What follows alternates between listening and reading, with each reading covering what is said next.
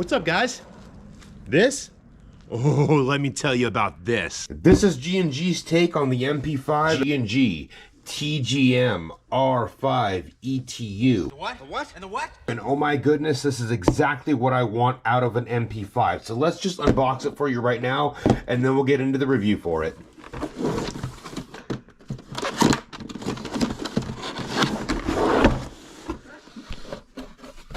Ooh, baby. All right, right on top here, we got the manual, warranty, and their marketing thing. All the guns that came out this year, and all the things that are going to come out this year, and all the stuff that you want and you won't get, and all the stuff that oh, holy shit, dude.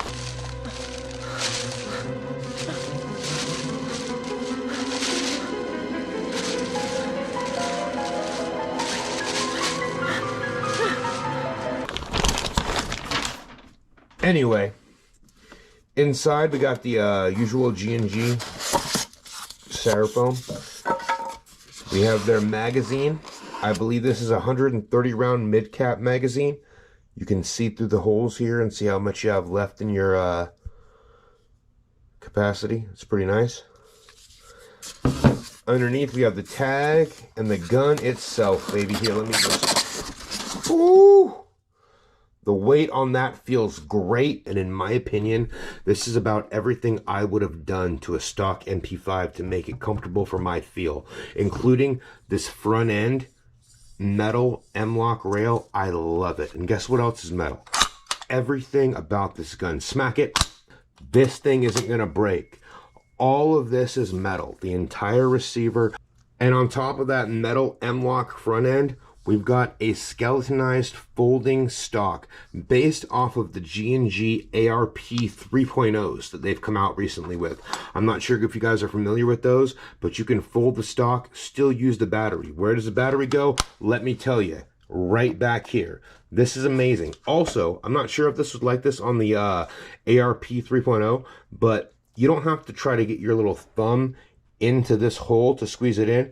You can now pull back right there to get that off. It is so much easier than when I had the ARP9 3.0, where you had to like push something up into here to get this off. You can just do a little notch up here, boom, comes off.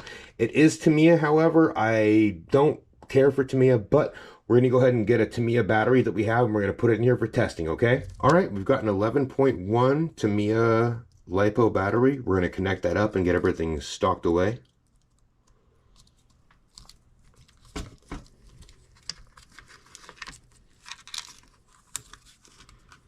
Make sure you get one of these stick batteries that's not too long. Goes in there perfectly, tucked away perfectly. Get that in there, and like I said, you have this notch on the top. You can now just pull back, and it goes up, and then you just push that forward, and your battery's locked in place. This gun will fire with the battery extended or with the battery folded. One of the awesome features of the G&G series. Now on the top, you'll notice we have the iron sights that you'd find on most MP5s with the rotating back end and the stock fixed front end. However, unlike most stock MP5s, it's got a Picatinny rail right there on the top.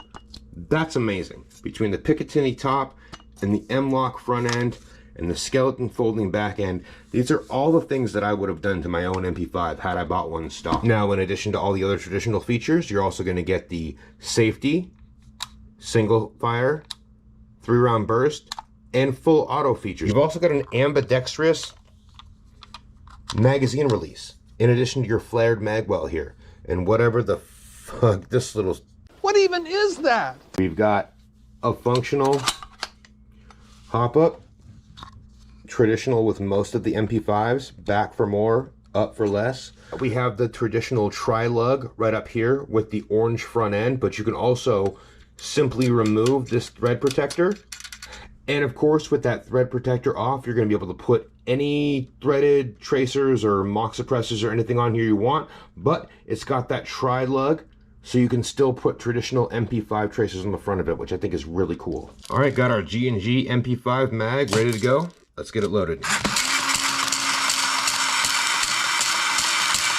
Battery's all charged up and installed, magazine's loaded, but before we can take this guy out to test it, we gotta accessorize. That's right, guys, y'all know me. I can't play without a tracer or an optic. I also threw a vertical foregrip on there. Let's take this thing outside and test it, huh? All right, we got this thing loaded up with 0.28 gram BBs. Let's give it a test. All right, we have the chrono set to 0.28 gram BBs. Let's give it a test on the chrono. 283, 284, 282, 283, 282, 285, 282. Coming in at right around 1.05 joules. Let's check out the accuracy. All right, we are at a distance of about 35 feet. I've already zeroed in my red dot optic and adjusted the hop up for 0.28. Let's see how many we can land in the bullseye.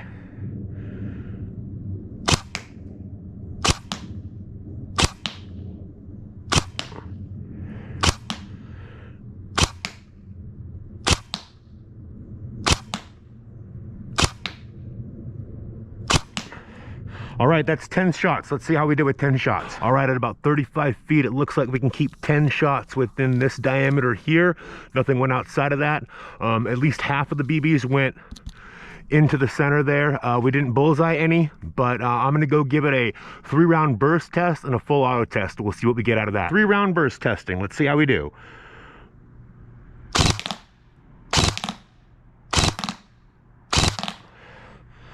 That looked pretty good. Let's do full auto and see how many we can land in the center.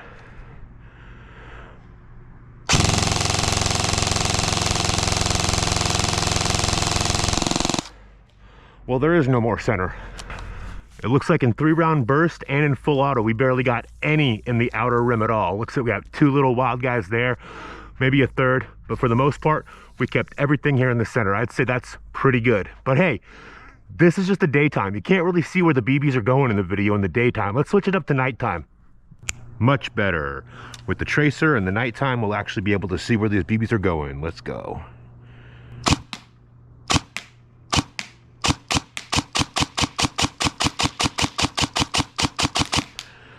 That's pretty nice. Let's do some 3-round burst.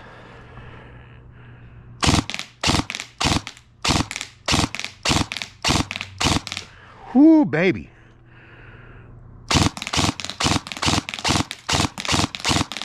All right, now let's go ahead and mag dump it full auto.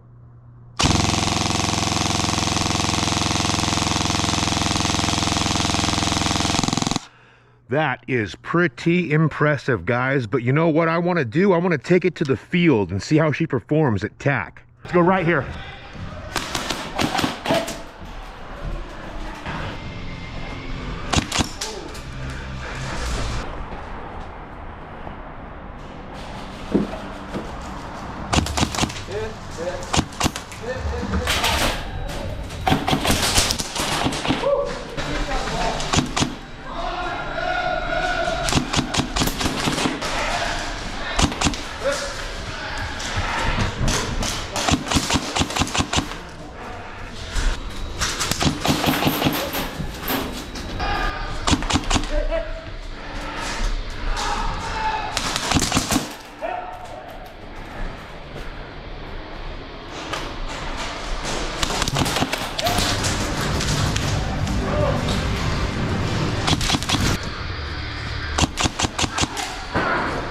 Sorry.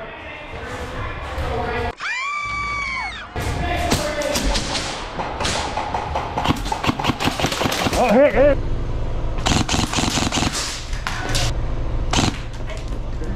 Sorry.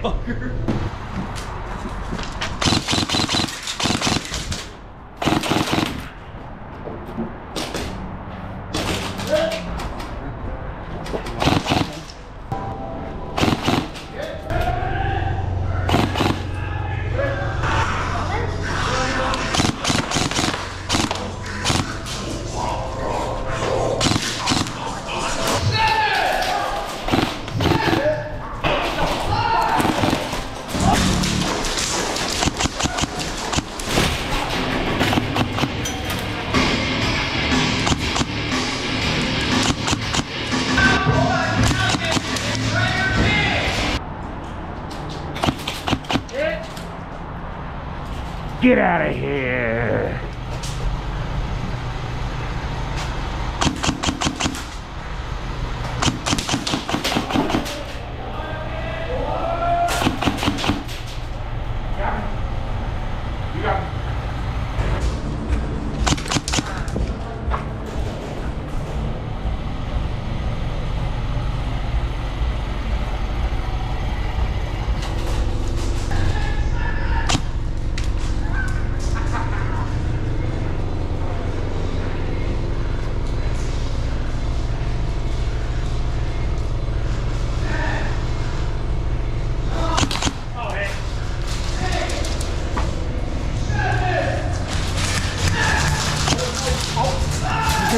Goddamn, brother.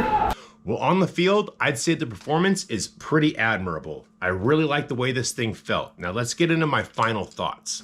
Externally, this thing's an absolute beauty. I mean, it has the ergonomics that I'm looking for in an MP5. Nice and short, M-LOK metal front end. It's got the full metal receiver. It's got a folding stock, and they've made improvements to the way that their folding stock works to where you can access the battery compartment much easier. I like that a lot. Just about everything about the externals I like on this thing. I like the Picatinny rail up top. I like the fact that it has burst fire as well as semi-auto and full auto. That's a really cool feature. The full metal helps out a lot when I'm doing cool things like the HK slap and I don't want to break it. So externally, I'd say this thing is super solid. I'll give this thing a 9 for the externals and the ergonomics. Another thing about the externals that I like a lot is the flared magwell. It makes entering any magazine just about super easy, and the ambidextrous mag release means that you can release it from your left side if you're reloading it like this, or if you want to do a quick reload with your right hand. The next thing that I like about this thing the most probably is the performance and the accuracy. Out of the box, this is fully worth the $365 asking price. The accuracy on this thing is insane. The actual gearbox itself feels so crispy and quiet, and it just zips. And the people on the field were giving me compliments. They were saying, is that, foam filled suppressor or whatever? I did nothing to this gun. And it just sounds really zippy, like they did a good job shimming it, or whatever you do with the inside of a gearbox that makes it just sound amazing. So as far as like performance and the accuracy, I'm gonna give it a 10 for a stock gun. I love it. On top of all that, the magazine compatibility on this gun I think is awesome. Every magazine I've tried out on it so far, MP5 wise, has fit in here. I have a SEMA, it's like an $18 MP5 mag. Fits in there great. The G&G mag that it comes with, I have a problem with it, but it fits in there. Not quite as smoothly as the SEMA. And then I have no idea what this one is. It feels a lot lighter than the SEMA, but this was given to me at a trading post at one point. We traded for something, and I've just had this magazine forever, and this goes right in there as well. I would review this gun very highly on as far as like value. For $365, you get basically a pre-upgraded MP5. As far as what I would do to it externally, flared magwell, folding stock, Picatinny top, M-LOK front.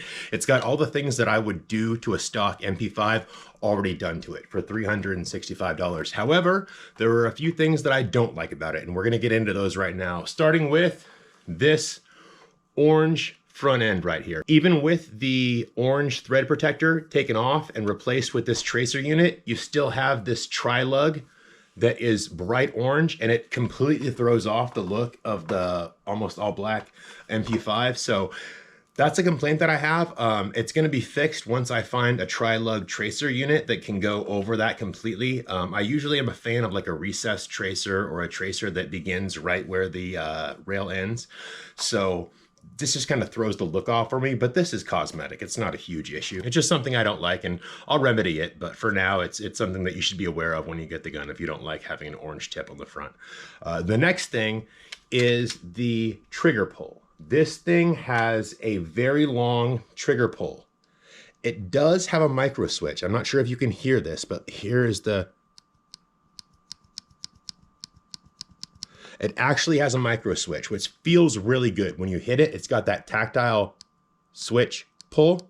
However, you've got probably a good, I don't know, half an inch of pull before you get to that. So when you're pulling the trigger, you have to, you know, it just, I like a gun that you can spam the trigger on. I like a gun with a hair trigger, especially where I play places that are semi-auto only. I like to have that advantage of being able to semi-auto spam it a lot faster than other people can, because it's, you know, an advantage on a field that can only do semi-auto.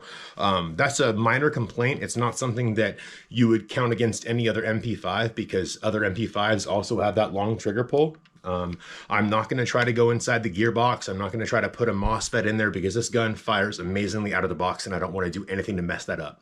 So for now, I'm going to see if we can do a trigger modification where we can put a little nub or whatever. There's a part that my tech was telling me about that you can put it in the trigger that'll just shorten the trigger pull up before it activates that micro switch. So if we can do that, that'll be great. If not, I really don't mind it that much, but it is a negative that I don't really care for on this model of MP5, or any model of MP5 really, is how long that trigger pull is. The last thing I don't like about this gun, and it's probably the thing I don't like the most about it, and it's not even an issue with the gun itself, it is the magazine that it comes with. And I found this problem with several other of the new G&G magazines, where the BBs have like multiple paths that they follow along the side. You get more BBs out of it technically, but it never feeds the last like 9 BBs through to the top. The follower, I'm not sure if you can see it, but the follower goes to about right there. And so everything above that doesn't get loaded into the gun. It just rattles there, and I don't like it. I mean, you can hear it right here. The BBs are in there. You can see them. But when I hit this little, they don't come out, right? It's not until I pour them out in my hand, I get about 9 BBs that don't load into the gun. You might say, oh, well, it still loads a really good capacity for its size. And sure, it does, but I don't know. I just don't like the fact that like when it gets to almost empty, the gun will start misfeeding. It doesn't just dry fire and let you know that it's empty. And then once it is empty and you put it in your mag pouch or your dump pouch or whatever, you have a rattly little maraca that makes noise when you run. So I don't like the mag that it comes with, and the price that they're asking for these mags are like $30 for the G&G armament magazines for these MP5s. I don't think it's worth it. I'd say go with these SEMA $20 mid caps. They're metal. They're just as lightweight. They don't look as cool, and they don't have the little holes in the insides, but you know, you could get 2 of these for the price of this, and these things feed amazingly, and they go right up into the gun. Look at this. Boom. It's in there, and then it drops right out. This guy, on the other hand, it doesn't go in quite as smoothly, and when you hit the button, it just doesn't drop out like you want it to with an MP5. So I would give the entire gun a 9. Overall, I'd say it's definitely worth it for the $365 asking price, especially considering you can't really get these in America. And I'm really lucky to get my hands on it, and I feel fortunate. And I would say for $365, if you can find one of these, scoop it up, especially if you've never had an MP5 before and you've been wanting to get into the platform. It's an amazing MP5 for the money, and it just has all the externals that I want. You know, it's even got that metal charging handle, so you don't have to worry about breaking it. I love it. I love this MP5. It's probably going to be my new indoor main. See me on the field. What's up, guys? Matt here from EV.com. You're watching Rain Shadow Airsoft.